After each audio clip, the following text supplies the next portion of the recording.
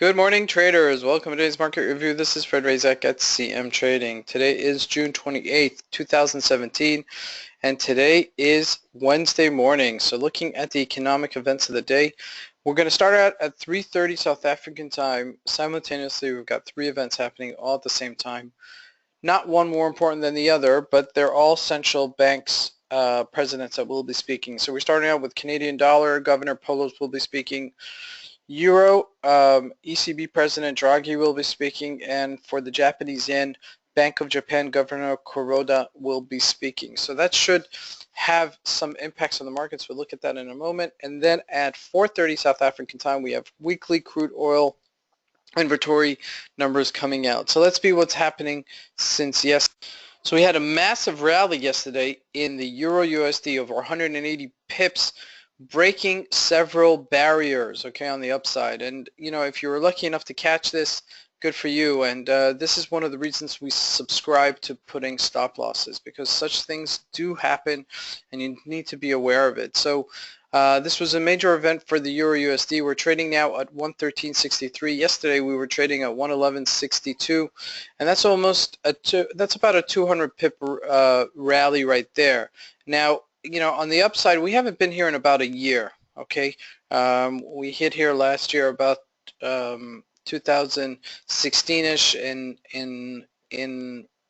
April and March here, but since then we really haven't been lingering in this area for a very long time. August last time we were about this area.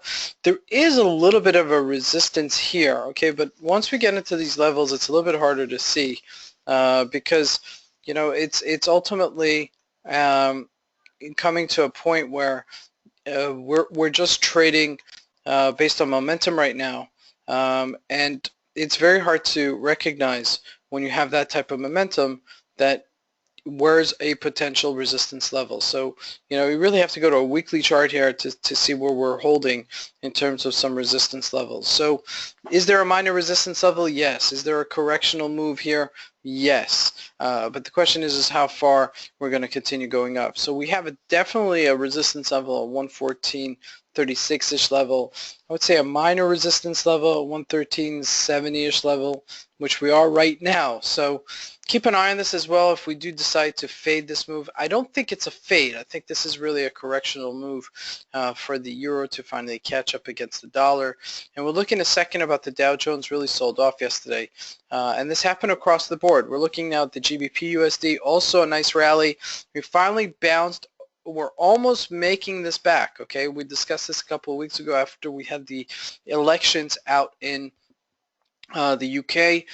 We had the correctional move, and then we tanked again. We challenged it one more time, and now we're above this resistance level. So what's nice about this, and we spoke about it yesterday, is that above this 14-day average was a great buy, and this could have been your telltale sign to jump into this. Now we hit over the 30-day average, and we're just in between that. So we're trading in a healthy place right now. What I'd like to see it is finally catch up to this 129-ish level to see if we do finally come back to where we are before the voting, because nothing has really changed since then until now. Looking at the USD Japanese yen, we're just trading at 111-ish, just above the resistance level, and as well. Okay, so there are really two of the three that we discussed just now are trading and past their resistance level. So closer to trading next to it, but they've passed above it, and that's a major retracement for it. So I'd like to see maybe us test this 111.89 and then, you know, take it up higher after that. That would really solidify the support move and the support for this new threshold. Looking at gold, we had a nice rally yesterday, jumping from 1246 to 1251. And again, you know, we're going to be playing this very hard now because the markets kind of sold off yesterday.